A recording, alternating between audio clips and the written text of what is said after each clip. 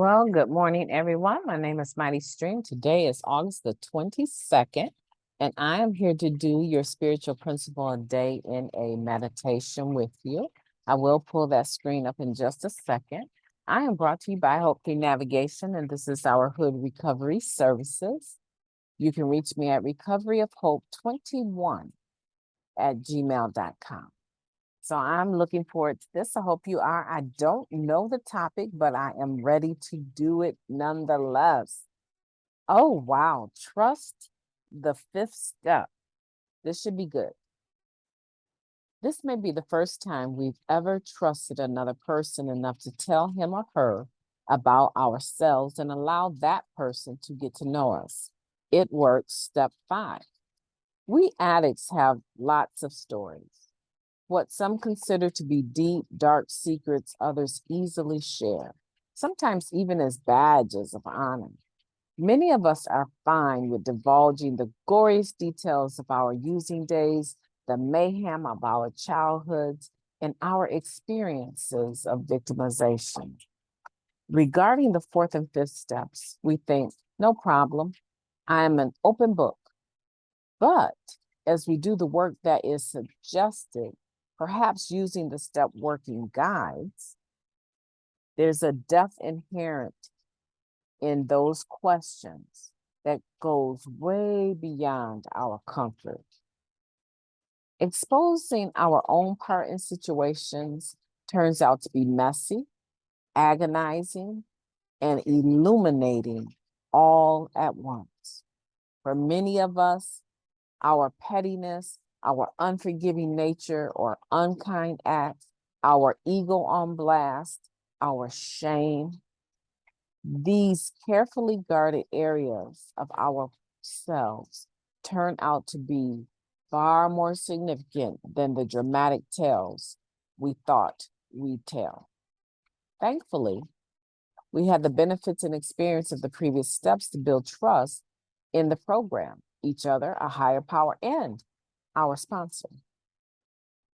The fifth step is an opportunity for us to open our whole book and have another human being bear witness to the stories about ourselves that are the hardest to tell.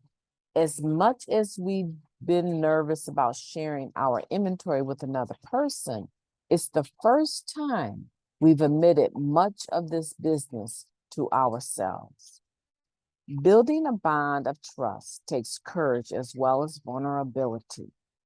As we exercise that bond, a weight is lifted off our shoulders. We reveal the truth about ourselves and we're not rejected. Many of us don't even realize how distant we've been in our relationships as a result of the secrets we guarded. And often being seen as truly ourselves by one person allows us to feel much lighter and more open in other relationships. One bond of trust inspires us to form others. I'm willing to practice trust by sharing my whole story with another person. I aim to build upon my ability to trust and be trustworthy by applying what I've learned to other relationships. That's beautiful. I'm feeling that today. You remember the other day I told you I woke up and it was I want to say it was like the 21st. Was it yesterday? I think it was yesterday. Yes, I think I woke up and I was in such a good mood. And I told you it was kind of like I had done some fifth step work with a person the day before, and that feeling of relief and being unconditionally loved. I just had this joy, this happiness that I woke up with yesterday. And I just really, this is what I'm believing that we need to do, you guys.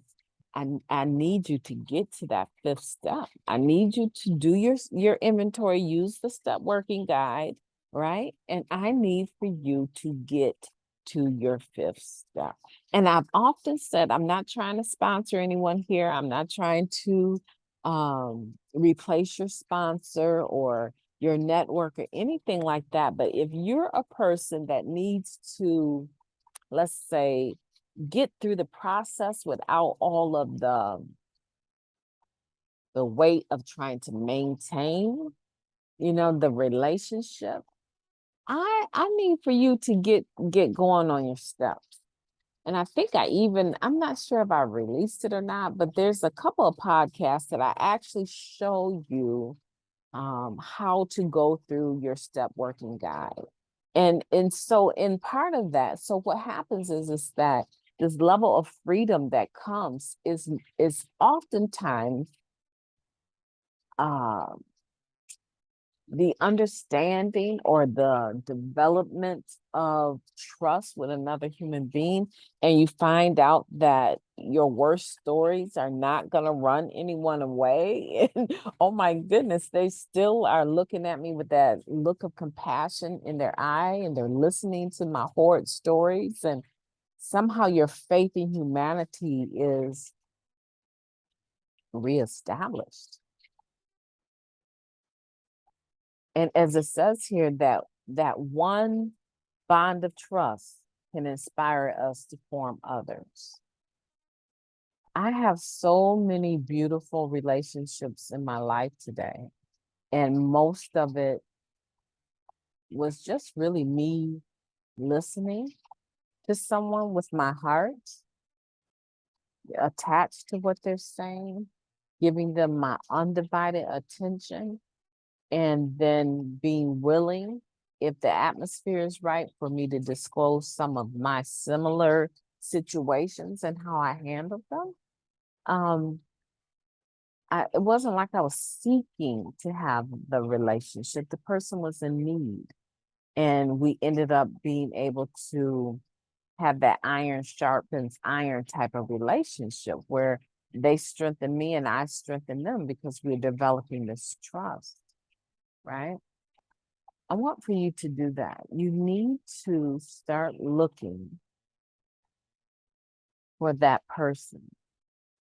And if for no other reason than getting to meetings in person, if going to meetings in person is for no other reason than being able to start observing individuals and watching mannerisms and listening for that one person to share what you need to hear, and start peeping there, listening to them over a course of time to see if this is a person that you would be able to ask to be your sponsor. If you can show up and listen to the podcast every day, you probably are ready to start having a sponsor. If you can come here and spend, however, sometimes it's very short. I know when I was just getting out of surgery, I try to shorten, the podcast because I could barely even sit up. But if you can spend a half an hour, let's say maybe the longest one is 30 minutes. If you don't know how long that's how a relationship is. You don't know how long you're going to engage a person on the phone, or right. They might have an hour available and they might only have 10 minutes. They might say, I can't talk to you right now, but as soon as I get where I'm going to call you before I even do my next thing. Right. So it could be the time space that you have to be able to work with someone can be limited sometimes, and then sometimes you can have more time. So if you can come onto the podcast and listen for however long I'm divulging my own experience, strength, and hope about these spiritual principles, you probably really, like I said, I do this every day.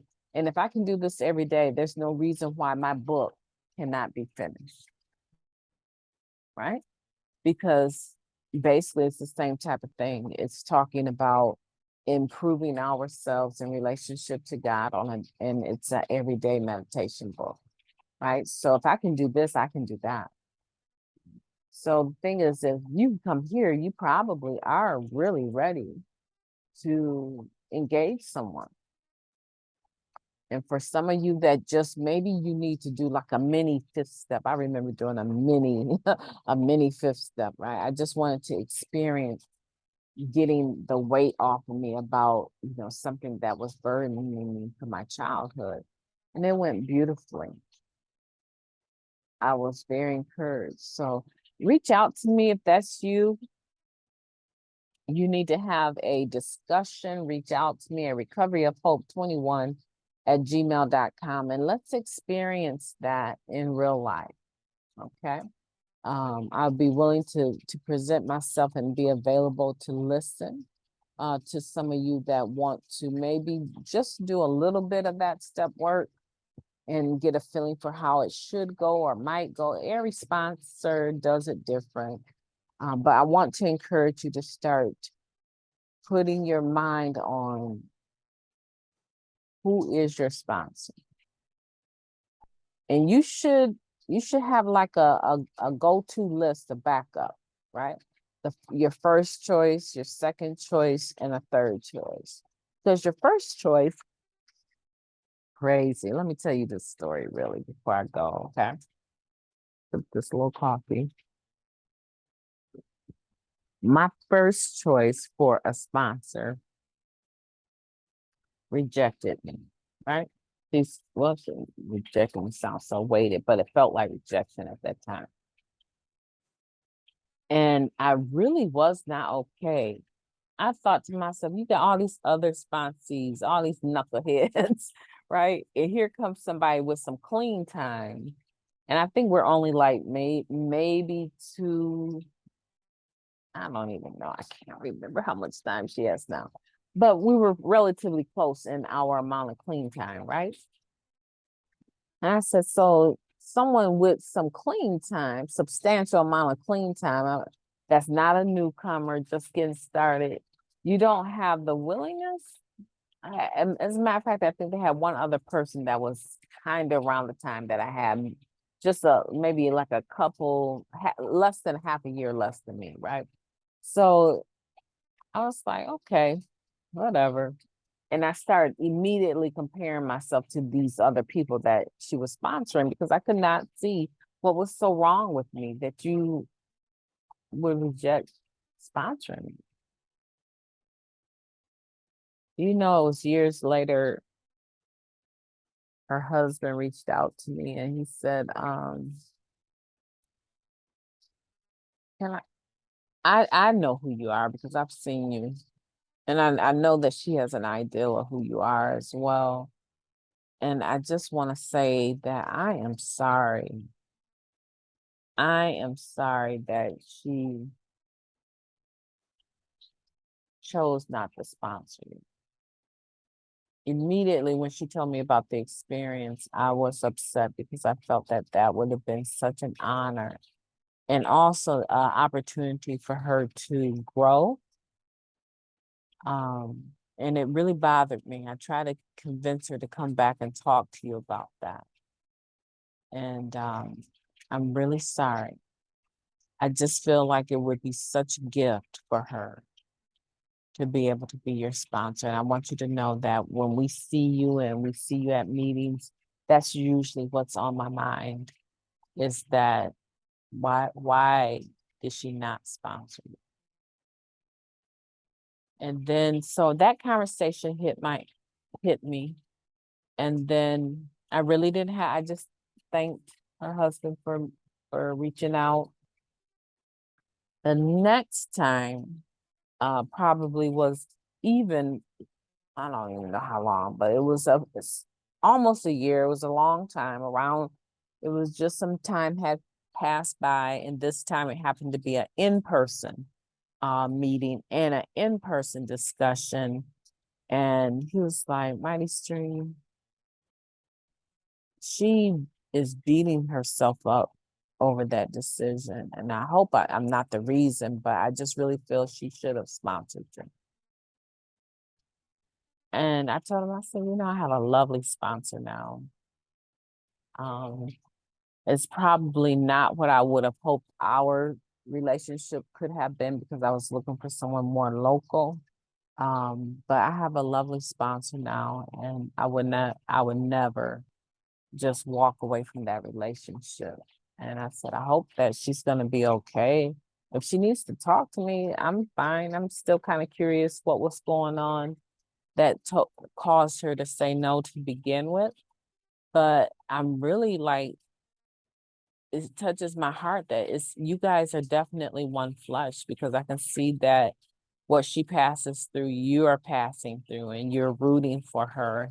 I still love her. I think she's an amazing human being. That's why I asked her. And he stood there like with this look on his face that I could still compliment her like that. And he said, I just think, he said, I don't know. She has a great sponsor too. I mean, he says, I'm just kind of wondering why this is on me so heavy. But like I said, I just think that there was a gift. There would have been such a gift for her.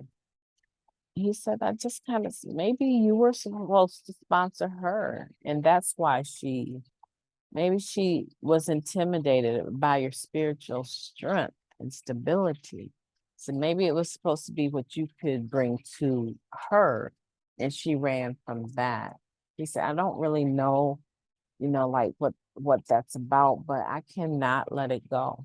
She and I have not had one conversation since all those years. And I still admire her. I still think she's a wonderful human being. But I just wonder how my recovery process might have been different, how her recovery process may have been different. I really don't know. That's just one of those things that kind of is lingering there. And uh, as you see, like when I discuss it, I have a softness in my energy about it, because sometimes you can have your mind set on one person sponsoring you and they're not available. They're not at a place or a space to be able, in their minds, to bring something to your recovery. And if they're in doubt of themselves, it's gonna be like pulling teeth to get them to sit down and spend time with you. If they don't believe in themselves and they don't believe in the fact that you would even ask them. I had one lady say, I don't know. She was like, I'm honored, but I just don't, why would you choose me? And I knew immediately when she said that this was going to be one of those people that I asked that, and it went nowhere, because she didn't have the faith in herself, right? And so you need to have a backup plan. That's the point here, right? You need a number one person, number two, and a number three. Three people that you would consider. And you were like, it's taking me hard enough to ask one person. No, you are going to want to have some other options in case that first individual is not available. You don't want to walk away. Remember that the spiritual principle, right? The faith to let go. You don't want to walk away from a situation so crushed by it. It didn't crush me. It bothered me, but it didn't crush me. And it did cause me to be very introspective about what was wrong with me. But I got past that because I knew that I needed a sponsor, and I wasn't going to just stop because there were these other individuals I had in mind. And that's kind of what you want your choosing to be like. And then if they say yes, these other two people, they could become part of your network. You can befriend them and allow yourself to develop a relationship with them. And I tell you, a lot of my insights come from people that I consider to be friends in the fellowship, or outside of fellowship. But they're friends. And you still have an opportunity to benefit as a give and take relationship of strengths. So I want you to do that. I want you to be thinking about, how am I going to get to the point where I can actually say that this is my story, right? That I have a bond of trust with a sponsor, and I have other relationships now too as a result of taking that one chance. My name is MightyStream, and I am going to be talking to you tomorrow. I hope you have a beautiful day. I intend to.